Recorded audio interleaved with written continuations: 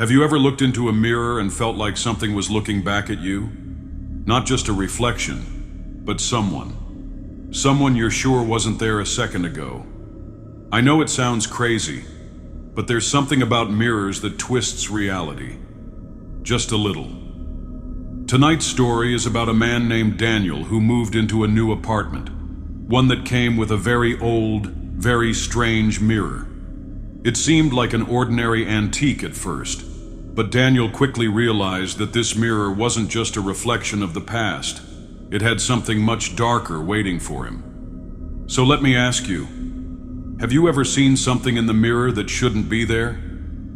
I met Daniel at a small coffee shop a few weeks after he moved in. He was telling me how he'd always wanted a place of his own, somewhere quiet. When he finally found this apartment, it seemed like a dream come true.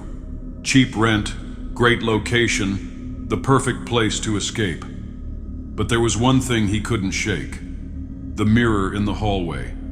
It was old, massive, framed in dark wood, and it just felt wrong. At first, he tried to ignore it, but every time he walked past, he felt like something was off. He didn't think much of it at first, until he started seeing things. The first time was when he was getting ready for work. He was combing his hair in the mirror when he noticed something in the reflection. Someone was standing behind him, just out of view. It didn't make sense. No one was there. But when he turned around, the hallway was empty. That's when things started to spiral. And that's when Daniel realized the mirror wasn't just reflecting his world. It was opening a door to something else. As the days went by, Daniel couldn't stop looking into the mirror. He tried to avoid it, but it called to him. His reflection seemed to twist, shift in subtle ways.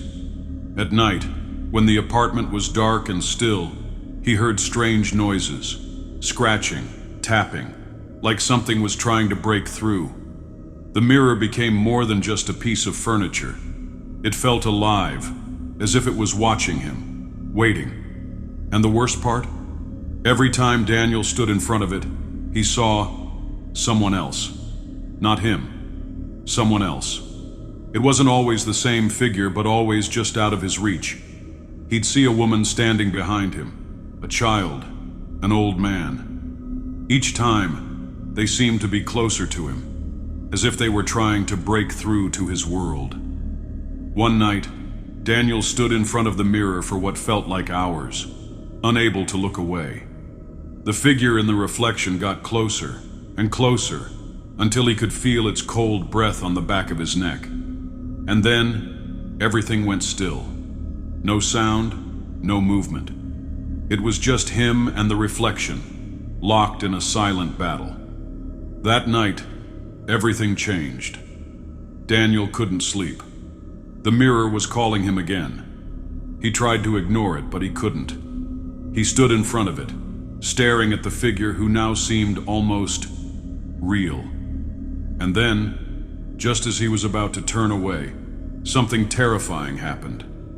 The reflection smiled, not in a friendly way.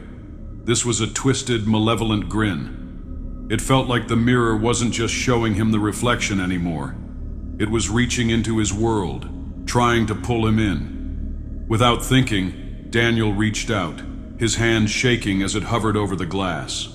The second his fingertips touched the surface, the reflection's hand reached out too. But this wasn't a mirror image. It felt real. Suddenly the glass shattered, pieces flying everywhere. Daniel fell back, his heart racing. And there, in the shards of the broken mirror, he saw something that will haunt him forever. A face staring back at him. But it wasn't his face. It was the face of someone else. Someone who had been trapped inside that mirror for years. And it wasn't happy to be freed. The moment the mirror broke, the air in the room changed. It grew colder, thicker, as if something evil had been released. Daniel tried to escape, but the room seemed to twist, contort in unnatural ways, as if the walls themselves were alive, closing in on him. He ran for the door, but it wouldn't open. He turned back to the mirror shards, and there it was, the face emerging from the broken glass. The figure from the reflection was now in the room, and it was coming for him. With nowhere to run, Daniel did the only thing he could think of. He grabbed a shard of the mirror and lunged at the figure. It screamed, a horrific, guttural sound that shook him to his core. The figure faded, dissolving into thin air, but not before whispering something that would stay with him forever. "You can never escape me." Daniel left that apartment the next day. He couldn't bring himself to stay another minute. The landlord didn't even question him when he handed over the keys. As for the mirror, it was never found. It's as if it vanished into thin air, leaving nothing behind but its memory. I've seen Daniel since then. He's still the same, but there's something different about him. He's always looking over his shoulder now, like he's waiting for something to appear. And sometimes, late at night, I catch him staring into a mirror, his face pale, his eyes distant. He's never the same after that night. But sometimes I wonder, what if the mirror didn't shatter? What if it was only the beginning? Well, now that you've heard Daniel's story, I hope you'll think twice the next time you look into a mirror, because you never know who or what might be staring back at you. Imagine this. It's the middle of the night and your phone rings. You're groggy, barely awake, and instinctively pick it up. But there's no one on the other end, just silence. You hang up, thinking it's a wrong number. But then the phone rings again, and again. And this time, you're not sure what to think. No voice, no message, just that haunting silence, stretching out longer and longer. But here's the twist. What if that silence wasn't just empty? What if it was hiding something darker, something waiting to hear you? Tonight's story is about a woman named Ilara, who received a call that seemed harmless at first. But soon she realized that every time the phone rang, it wasn't just a nuisance. It was a signal that someone or something was drawing closer. Now let me ask you this. What would you do if the phone didn't just ring? What if the silence on the other end started speaking to you? I met Ilara at a party. She was a bright, optimistic person, always smiling and full of life. But there was something about her that felt off, like she had been through something. Over the course of the evening, she told me about this strange experience she had, something that happened when she moved into her new apartment. At first, everything was normal. She had just started a new job and was excited to settle into her new home. But one evening, after a long day at work, she picked up the phone to hear nothing. No voice, just dead air. Thinking it was a telemarketer, she hung up. But then the calls kept coming. Over the next few days, the phone rang at odd hours, always silent, always just the same eerie nothingness on the other end. The strange part? Every time it happened, she felt like someone or something was waiting for her to answer, as if the silence was intentional, expecting her. She was starting to feel paranoid, but then the calls started changing. One night, the silence wasn't so silent anymore. Ilara told me that one night, she was sitting in her living room reading a book when the phone rang again. She froze. It was late, and she was starting to dread hearing that ring. But this time, something was different. This time, she hesitated before answering. When she picked up the phone, she heard breathing. Low, slow, deep breaths, almost like someone was standing right next to her. But when she looked around, there was no one there. At first, she thought it was her imagination. But the next night, the calls came again, and this time, there was a voice. It was soft, almost a whisper, but it clearly said, "I'm right here." Ilara's heart raced, and she quickly hung up, thinking it was a prank. But the calls didn't stop. Each night, they grew more persistent. The whispers turned into words she couldn't make out, but they were coming from the other side, growing closer, more urgent. And one night, when she picked up the phone, the whisper didn't speak to her. It spoke to someone else, someone who wasn't there. The voice said, "They're waiting for you." That night, Ilara's phone rang one last time. This time, the whisper was clearer, more frantic. The voice on the other end said, "They're here." She tried to ignore it, tried to block out the sound of the breathless voice, but it was impossible. The air in her apartment felt colder, heavier, as if something had entered the room with her. Ilara could feel the presence of something watching her, waiting. She turned to look out the window. Nothing. Just the empty street. But then she heard it. A knock on the door. Soft at first, but then louder, more insistent. The same voice she had been hearing on the phone, now right outside her door. Trembling, Ilara opened the door, half expecting to see no one. But there, standing in the hallway, was a figure, tall, thin, with a featureless face, dressed in black. And then, before she could scream, the figure reached for her, and the phone in her hand went dead. The last thing she heard before everything went black was that same whisper, "It's too late to hang up now." As Ilara opened the door, she was gripped by fear. The figure was closer now, its shadow filling the doorway. Its breath came in short, raspy gasps, just like the calls. She stepped back, but her body was frozen, unwilling to move, unable to look away from the thing in front of her. Then, the phone rang again. In her hand, the phone vibrated violently. She barely had time to answer it before the figure lunged forward, a chilling force grabbing her wrist. On the other end of the line, the voice was no longer a whisper. It was loud, demanding. "I'm right here." The figure leaned forward, and Ilara screamed as everything around her went black. The phone dropped from her hand, but the calls, they continued. The next day, the police found Ilara's apartment, but she was gone. No sign of struggle, no trace of where she went. Just her phone, left on the floor, the screen cracked. The calls kept coming, but now, no one answers. The neighbors told the police they never saw anyone leave the apartment. Ilara just disappeared. Some say she left in fear, others say she was taken. But one thing is certain. If you dial Ilara's number today, the phone still rings. And on the other end, if you listen closely, you'll hear the same whispers. They're waiting for you. You've heard Ilara's story.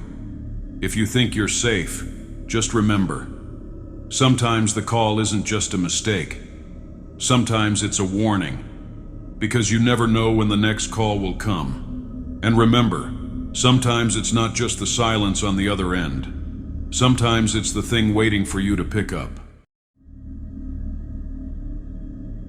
You've probably heard stories of things that lurk in the dark, waiting to be discovered.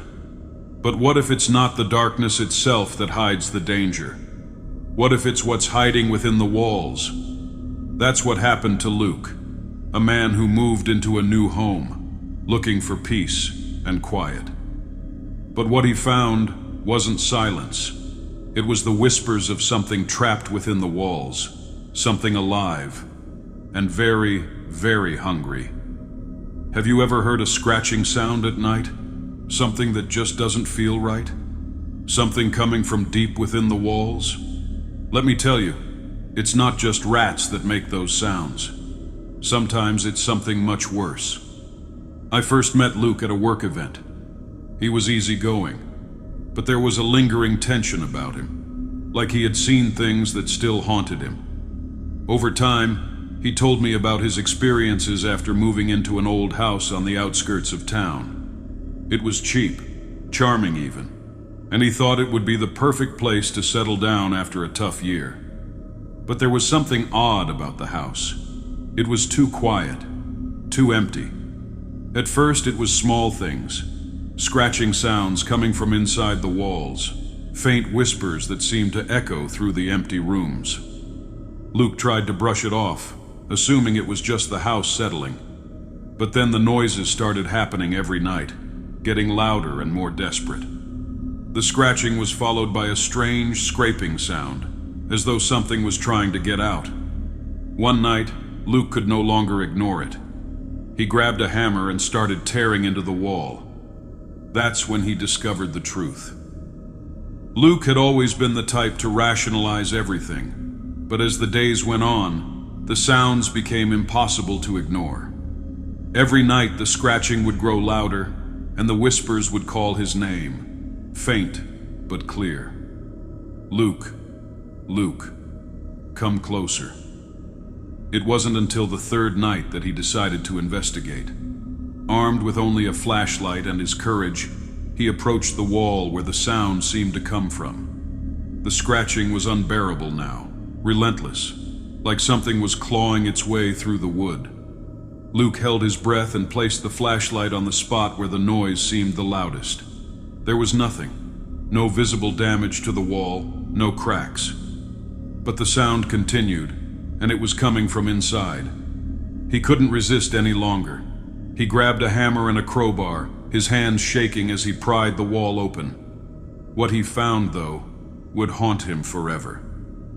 Inside the wall, there was a small, hidden compartment, and in that compartment was something alive, trapped and struggling to break free.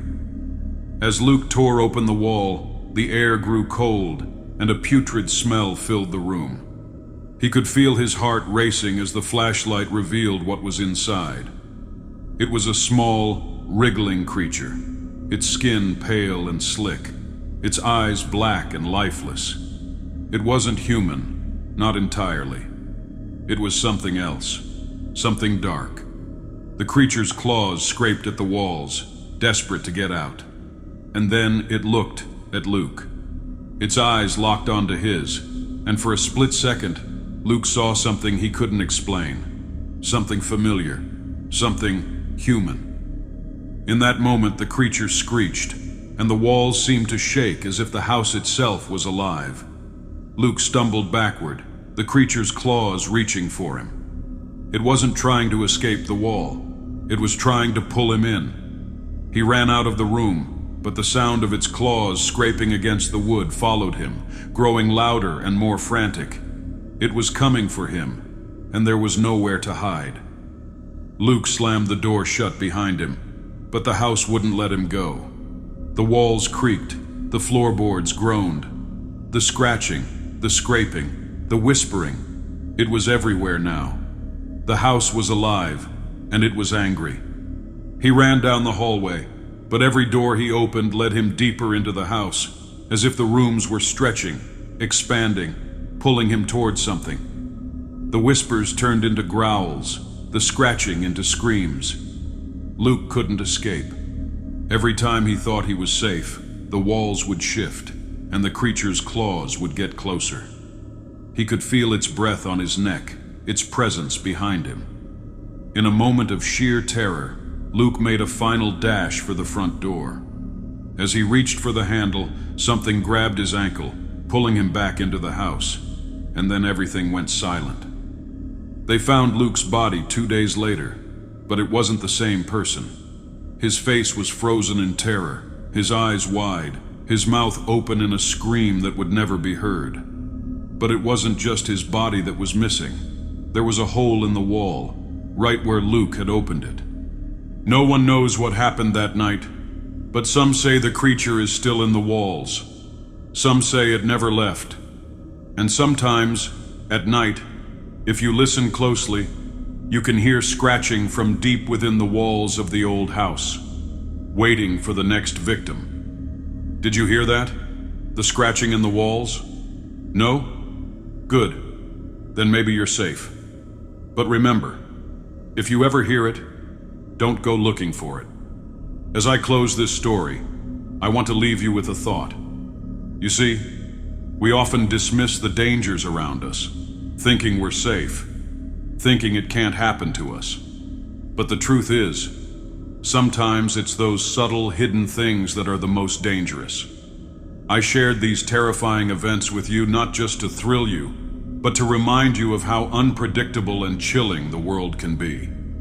In our daily lives, we don't always know what's lurking in the shadows, waiting for its moment. The reason I'm telling you this is simple.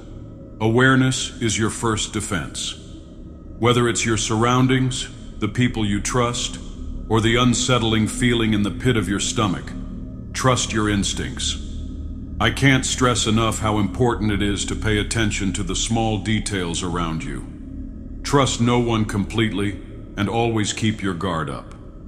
If you enjoyed this story, don't forget to like, subscribe, and comment below. Share your thoughts with me, your experiences, your fears, your stories. You never know, it might just make it into one of my next videos.